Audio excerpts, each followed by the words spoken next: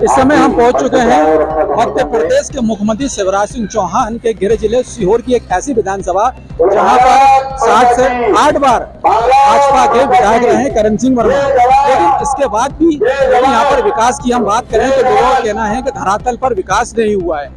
यहाँ पर हम कांग्रेस की यदि बात करें तो ये यहाँ का हाईवे रोड है जहाँ पर कांग्रेस पिछले 5 दिनों से धरना प्रदर्शन में बैठी हुई है। हम इनसे बात करेंगे, जानना चाहेंगे कि इनके मुद्दे क्या है। तो चलिए मैं आपको लेकर चलता हूँ इनके धरना प्रदर्शन पे और हम इनसे बात करेंगे। धन्यवाद जो हमारे अनशन का समर्थन कर रहे हमारे किसानों के बारे में बताओ। रामू का किसानों की पीड़ा आप जानते हैं। इस समय कांग्रेस के साथ साथ हमारे साथ काफी किसान यहाँ पर मौजूद हैं जिनकी फसल खराब हो चुकी है। उन फसलों के मुआवजे के लिए ये लोग आज यहाँ पर रोड पे बैठे हुए हैं, लेकिन इनकी कोई सुनवाई नहीं हो रही है। हमारे साथ इस समय मेघा परमार जी हैं जो काफी इस समय किसानों के बीच में मौजूद हैं और उनकी समस्याओं को शासन प्रशासन के सामने उजागर कर रही हैं। मेघा जी, ये बताइए कि पिछले कितने दिनों से इन पर बैठी हुई है? आज 5वां दिन है। तो 5 दिन हो गए प्रशासन की ओर से आपको कोई सूचना दी गई है कि आपकी जो बातें हैं उनकी सुनवाई की जा रही है? इस सरकार की सारी जो नीतियां हैं वो गूंगी, बहरी और महंगी है, तो आपको लगता है वो सुनेंगे? आपकी ऐसी कौन सी प्रमुख मांगे हैं जिनको लेकर आप यहाँ किसानों के साथ रोड पे बैठी हुई? एक ही मांग है हमारी। इस समय किसान कर्ज में दबे हुए हैं, आत्महत्या कर रहे। 4 दिन पहले नरसुल्लागंज के किसान ने आत्महत्या करी है। हमारे गांव में कहावत है कि ओलती के पानी कभी मगरी नहीं चढ़े। मरा हुआ व्यक्ति कभी जिंदा नहीं हो सकता, तो उनकी फसलें अब मर चुकी हैं। चाहे बारिश होगी या कुछ भी होगी, कोई फर्क नहीं पड़ेगा। शिवराज सिंह चौहान तो कहते हैं कि किसानों की सरकार है वो।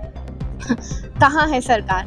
वरना किसानों के साथ न्याय होता। तो हमारी एक ही मांग है कि पहले शिवराज सिंह चौहान जी, मामा जी, एक चीज जोर जोर से चिल्ला के बोलते कि मैं मुख्यमंत्री होता तो मैं पर हेक्टर 40,000 रुपए का मुआवजा देता। अब उनके हाथ में सत्ता है, कहाँ गए उनके जो झूठे वादे उन्होंने किए थे? बस एक ही निवेदन कहें, मांग कहें, डिमांड कहें या किसानों का हक कहें कि किसानों को अब पर हेक्टर 40,000 रुपए का मुआवजा मिले और जल्दी से जल्दी मिले। यदि आपकी ये मांगे पूरी नहीं होती हैं तो फिर आप क्या करेंगे? आप देख रहे हैं क्या कर रहे हैं। किसानों का पूरा समर्थन हमारे साथ है और किसान जब जब खफा होता है, आपको भी पता है क्या क्या होता है। नहीं सर, किसानों ने तो आपको पिछली बार भी मौका दिया था, कांग्रेस को पिछली बार भी मौका दिया था, लेकिन कांग्रेस के ही आपके कुछ साथी उस पाले में जाके बैठ गए, जिससे ये स्थिति आज रोड पे आ गई। इसको लेकर क्या कहेंगे? आप देख सकते हैं जो उस पाले में जाके बैठे उनके साथ किस तरह का हर्ष बीजेपी की पार्टी कर रही है। तो ये सबक है कि बीजेपी को एक ही चीज आती है, धोखा देना। किसान तो आपके साथ है। किसान ने पिछली बार भी आपको साथ दिया, आपको गद्दी पे बिठाया, लेकिन उसके बाद जो लोग गद्दार हैं उनके साथ किस तरह का छल बीजेपी ने किया, ये सब ने देख लिया है। किस तरह का उनका हर्ष बीजेपी ने किया, ये सबके लिए सबक है। किसानों का इस समय समर्थन उनकी मांगों के लिए है और जब तक ये पूरा नहीं होगा, ये पूरा सलाह और कांग्रेस पार्टी उनके साथ है और हक के लिए लड़ती रहेगी। शिवराज सरकार कई बार कहती है और किसानों के लिए अनेक योजनाएं वो चलाती है, ठीक है, इस चीज को तो आप भी मानते हैं। अभी मुख्यमंत्री लाडली योजना की यदि बात करें, वो बड़े बड़े जो उनको पैसे कमाने होते हैं ना, तो बड़े बड़े होर्डिंग लगाने के लिए, तो वो योजनाएं होर्डिंगों में दिखाने के लिए होती हैं, देते कुछ नहीं है, बस होर्डिंग लगा के अपना झूठा प्रचार करना जानते हैं। धरातल पे कुछ नहीं है, आपका कहने का मतलब? नहीं है। मैं खुद किसान की बेटी हूँ, मैं जानती हूँ कि इस समय किसानों के आप देखेंगे अधिकतरों की बनियान में छेद दिखेंगे, उनके लाइलॉन के जूते में कांटे चुभे हुए दिखेंगे। धरातल पे ये स्थिति है, बाकी कुछ नहीं है, सिर्फ वो पोस्टरों में है और बैनरों पे है और बड़े बड़े होर्डिंगों पे है। ठीक है, चुनाव का समय है, 2-3 महीने चुनाव में बचे हुए हैं, अब आपकी तैयारी किस तरीके की है? किसानों के लिए जो कुछ होगा हम उसके लिए सदैव खड़े रहेंगे, निरंतर खड़े रहेंगे। हमारे यहाँ तैयारी की नहीं जाती कि किसी चीज के लिए तैयारी की, ये तैयारी करने का काम है बीजेपी का। उन्हें तैयारी करनी पड़ती है दिखावना करने के लिए, लाव लश्कर करने के लिए, बड़े बड़े टेंट लगाने के लिए। लोकहित की सरकार है कांग्रेस की सदैव और रहेगी। हम जैसे थे जैसे हैं, रोड पे बैठे थे, रोड पे बैठे रहेंगे, हमारे अपनों की आवाज बनते रहेंगे। राजू जी, आप भी संसद में काफी समय से साथ दे रहे हैं, आप दोनों की जोड़ी काफी किसानों के बीच में चर्चित है इस समय, तो आप क्या कहेंगे संसद के बारे में? ये अनशन जब माननीय मुख्यमंत्री कमलनाथ जी की 15 महीने की सरकार थी, उस समय शिवराज जी खेतों में जाके ये कह रहे थे कि माननीय कमलनाथ जी खेतों से बाहर आइए, आप किसानों के हालात देखिए, किसान मर रहा है, किसान बर्बाद हो गया है, किसान के बच्चों का भविष्य चौपट हो गया है। तो हम माननीय मुख्यमंत्री जी अब आपको ये आईना दिखा रहे हैं दोनों बहन भाई कि आप आइए किसानों के खेत में, इन किसानों से पूछिए कि इनकी पीड़ा क्या है, इनकी फसल चेक करवाइए। आज पटवारी को खेतों में सर्वे के लिए होना था, मगर बेटा कहाँ है? आपकी नीतियों की वजह से आपकी तहसील में वो धरना दे रहा है। हम ये आपको आईना दिखाना चाहते हैं। मैं तो आप लोगों के माध्यम से बताना चाहता हूँ कि माननीय पूरी जनता ने, इनकी सरकार नहीं है, सरकार तो अभी भी जनता की है, क्योंकि इनने तो पैसों से खरीदा हुआ है और जो गद्दार थे वो चले गए। इसलिए हम हमेशा कहते हैं कोई बच्चा बेईमान होगा तो वो कल ईमानदार हो जाएगा।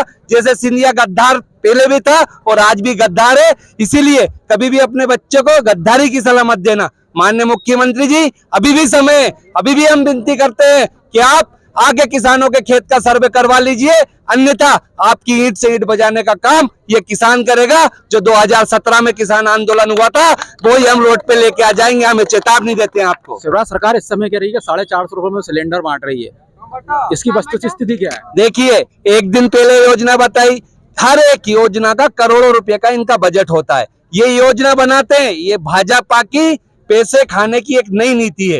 एक दिन पहले योजना बनाते हैं, करोड़ों रुपए उस योजना में लेके आते हैं। सावन का एक दिन बचा, सावन खत्म, टंकी खत्म। आपने देखा, एक दिन सावन के पहले घोषणा, करोड़ों रुपए का बजट, सावन खत्म, पैसे खत्म, टंकी खत्म। देखिए, मध्य प्रदेश की 1 करोड़ 30 लाख महिलाओं को वो लाडली बहना योजना का फायदा दे रहा है, इसको लेकर क्या कहेंगे? आप देखिए उसको जाके कि अब जो बहनें रह गई हैं उनसे कहते हैं कि ट्रैक्टर लीजिए।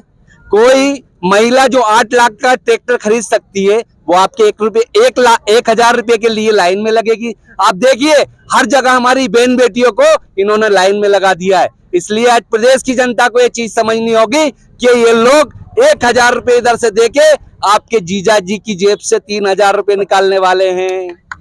इछावर विधानसभा में किसकी सरकार बनेगी इस बार? इस बार इछावर विधानसभा के अंदर कांग्रेस पार्टी का एमएलए बनेगा, माननीय अभय मेहता जी के नेतृत्व में, माननीय बलवीर भाई के नेतृत्व में, माननीय मेरी छोटी बहन के नेतृत्व में, माननीय मेरे किसान भाइयों के नेतृत्व में यहाँ पे कांग्रेस का एमएलए बनेगा। ये बात मैं बता दें। कांग्रेस का प्रत्याशी कौन होगा? कांग्रेस जिसको भी नॉमिनेट कर देगी हम उसके साथ है। हम कांग्रेस के वफादार लोग हैं, हम सिंधिया जैसे गद्दार कौन है साहब? आप बताइए, पिछले 8 वर्षों से भाजपा की सरकार है, भाजपा के विधायक हैं, तो इछावर में कितना विकास हुआ, ये सही है? या विकास नहीं हुआ तो क्यों नहीं हुआ? इछावर के विकास की अगर मैं आपसे बात करूं तो हमारे पीढ़ियों दर पीढ़ियों कहावत चिरार थी कि ये 100 दिसावर की एक इछावर थी। 100 दिसावर की एक इछावर का मतलब ये था कि यहाँ पर विदेश का व्यापारी भी इछावर में आके व्यापार करता था और देश का बॉम्बे, कलकत्ता, यहाँ के पूरे महानगरों के व्यापारी यहाँ पर आके व्यापार करते थे। और हमारा ये दुर्भाग्य है कि जब से हमारे भाजपा की सरकार आई, जब से हमारे विधायक भाजपा का बना, आज सबसे ज्यादा अगर दुर्दशा अगर सीहोर जिले की मैं कहूंगा तो सबसे ज्यादा दुर्दशा इछावर की है। विकास के नाम पर जीरो है।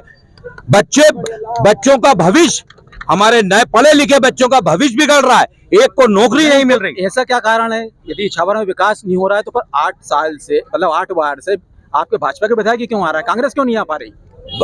भाजपा के विधायक का आने का कारण 20 साल आप समझते हो, और कांग्रेस का और भाजपा का अंतर यह है कि जैसे भाजपा ने सिंधिया जी को खरीद लिया, इसी तरह से भाजपा ऐसे नुस्खे आजमाती है चुनाव में जिसके कारणों से हमारी भोली भाली जनता उस नुस्खे और उसका लाभ उठाने के लिए उस वक्त वो भ्रमित हो जाती है और उठा के भाजपा के जो विकास ही नहीं करते, जो काम नहीं करते, मैं कहीं करूं मैं, उसमें वो वोट दे पाती है। इसलिए मरब जनता समझ चुकी है। नहीं तो ये जुलना तो पिछली बार कांग्रेस भी लेकर आई थी कि किसानों का तो कर्ज माफ करेंगे कहा जाता, इसीलिए पिछली बार कांग्रेस आई थी।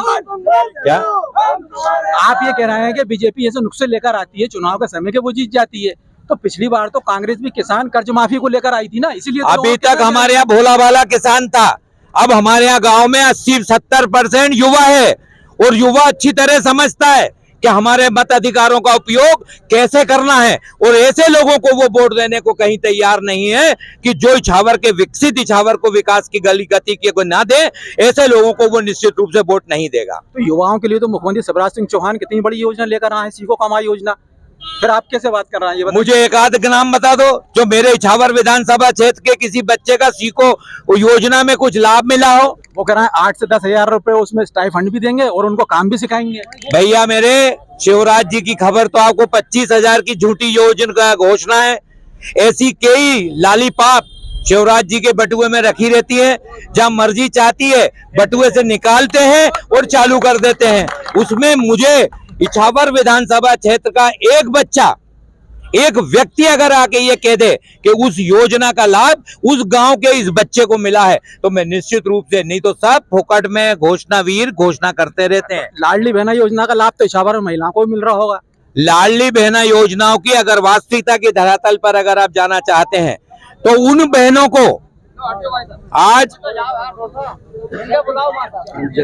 आज हमारे अगर देखें तो हमारे यहाँ यह हालत है कि हमारी बहनों को, हमारी बहुओं को, हमारी बेटियों को और कई प्रकार की जो लाडली लक्ष्मी योजना की बात करते हैं, उसके परिवार से पूछो आप, 1,000 दे के वो 5,000 का टैक्स वसूल रहे हैं, चाहे विद्युत के मंडल पे हो, चाहे बिजली के बिलों का हो, चाहे उसके कपड़े खरीदी का हो, चाहे उसके घर में डीजल लाने का हो, चाहे उसके घर में गैस खरीदने का हो। ऐसे पूरे खर्चों पर उदाहरण है कि 70 रुपए का, 60 रुपए का मीठा तेल आज हमारे यहाँ 140 रुपए बिक रहा है, और ऐसा कोई घर नहीं होगा जहाँ 4 किलो 5 किलो तेल महीने में नहीं लगता होगा। तो ये तो शिवराज जी की बहुत करनी और कथनी का सबसे बड़ा अंतर है। 1,000 दे दो और 5,000 निकाल लो जेब से। अच्छा, मध्य प्रदेश में भाजपा की सरकार है, इसके बाद भी मध्य प्रदेश में पेट्रोल जो है और अन्य शासित प्रदेशों से ज्यादा है, इसको लेकर क्या कहेंगे?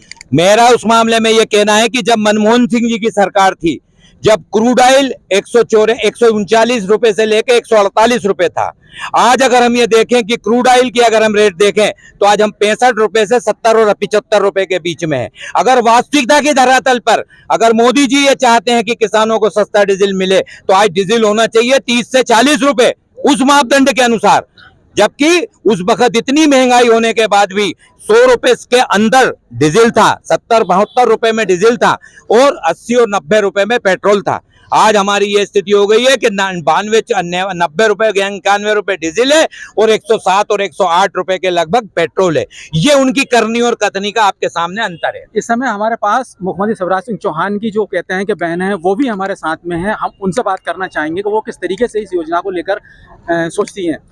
आप बताइए, आपको इस योजना का फायदा मिल रहा है? सर मेरे को कुछ भी फायदा नहीं मिला। मेरे को 600 रुपए पेंशन मिलती है। मैं विधवा औरत में क्या खाती हूँ 600 रुपया में? मेरा से कि इसमें बढ़ेगा, मेरा लाडली योजना में फॉर्म नहीं भरा। क्यों नहीं भरा? नहीं भरा ऐसे कि इसमें बढ़ेगा आएगा 1,000 रुपया, तो वो भी नहीं मिल रही है मुझे, तो 600 रुपये मिलता है बस। और बच्चे नाबालग में मेरा अभी। तो आप शिवराज सरकार से क्या गुहार करना चाहती हैं? तो हम यूँ करना चाहते हैं, कहीं नहीं तो हमारे सबके 1,000 डालो, तो हमारा भी तो 1,000 दो, तो हमारे तो 600 रुपये 2-2 3 की साथ आ गई सबकी। आप बताइए, आप इछावर से ही हैं? जी, इछावर से। आप भी अनशन में शामिल हैं? बिल्कुल। तो क्या कहना चाहेंगे इस विषय में?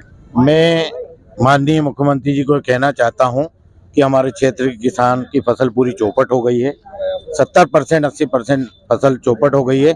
हमारी जो 5 दिन से अनिश्चितकालीन हड़ताल पे हम बैठे हैं, इन्होंने ना इनका प्रशासन का कोई आदमी हमारे पास आया, न कोई ये पूछना है कि आप लोग क्यों बैठे हैं। तो हमारी जो मांग है कि 40,000 रुपये हेक्टेयर मुआवजा दिया जाए, उसी मांग को लेकर अनिश्चितकालीन हड़ताल पे हैं। हम देख रहे हैं इस समय जिस तरीके से अनशन में हमने लोगों से यहाँ पे मालूम करा, ये लोग काफी परेशान आ रहे हैं। सबका एक ही कहना है कि फसलें काफी खराब हुई हैं, इनका मुआवजा इनको मिलना चाहिए। हम तो यही मांग करते हैं मध्य प्रदेश की सरकार और शिवराज सरकार से कि वो किसानों की ओर देखे, किसानों के हित को ध्यान में रखते हुए इनकी फसलों का उचित मुआवजा दिलवाए। सीहोर से जुबेर खान के साथ विमल राय की रिपोर्ट।